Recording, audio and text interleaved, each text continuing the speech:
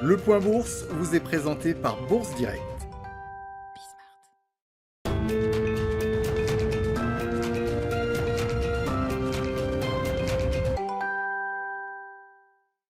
Le CAC 40 se rapproche de l'équilibre à la mi-journée après une ouverture dans le rouge ce matin, toujours dans une dynamique de consolidation après la progression de lundi qui a porté l'indice juste en dessous des 5800 points. Les marchés qui sont dominés aujourd'hui par les craintes d'un retour de l'inflation accompagnant la reprise économique espérée par les investisseurs, des craintes qui se matérialisent dans les rendements américains qui grimpent à 1,29% pour le rendement à 10 ans et à 2,07% pour le rendement américain à 30 ans.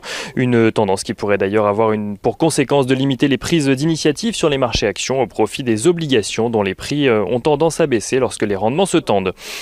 L'inflation qui sera également suivie de près alors que la Fed publie ses minutes ce soir concernant sa dernière réunion de politique monétaire. Les investisseurs seront notamment attentifs aux prises de position au sein même de la Fed sur le sujet afin de comprendre les rapports de force qui s'y jouent. Si Jérôme Powell avait déclaré à l'issue de la dernière réunion de la Fed que celle-ci garderait une politique monétaire inchangée, estimant que le chemin est encore long avant une reprise économique, les investisseurs s'interrogent sur le nombre de défenseurs de cette stratégie en interne. Les investisseurs qui prendront connaissance de nombreuses statistiques américaines en ce début d'après-midi avant l'ouverture de Wall Street, comme les ventes au détail, la production industrielle ou encore les prix à la production au mois de janvier aux États-Unis donc.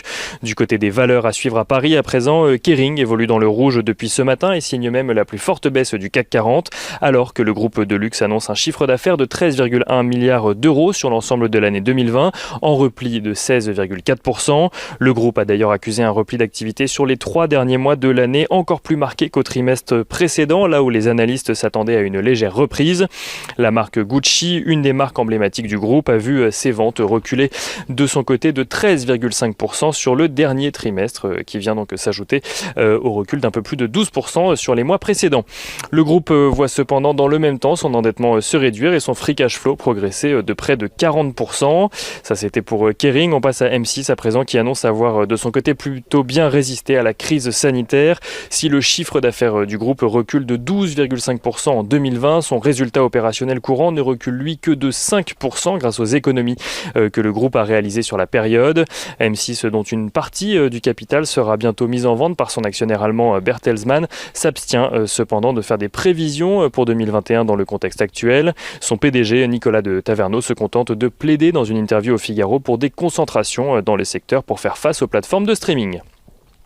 Nexan annonce un bénéfice net part du groupe de 78 millions d'euros en 2020. Le groupe est un des rares à repasser dans le vert cette année grâce à des mesures d'économie, mais également grâce à son plan de transformation. Et CNP Assurance fait état de son côté d'un résultat net à 1,35 milliard d'euros, en baisse de 2,1% en données comparables en 2020, résistant plutôt bien à la baisse d'un peu plus de 17% de son chiffre d'affaires en lien direct avec la pandémie. Le groupe renoue également avec les dividendes et offre au titre de 2020 un dividende de 1,57 € par action, dont un versement exceptionnel de 80 centimes par titre pour compenser l'absence de dividendes l'année dernière. Et on finit avec un petit tour du côté des matières premières, le pétrole qui s'approche à la mi-journée des 64 $ le baril de Brent, tandis que l'or recule légèrement et oscille à la mi-journée aux alentours des 1790 $. Sur le marché d'échange, l'euro-dollar est lui au-dessus des 1,2050 $ pour 1 euro.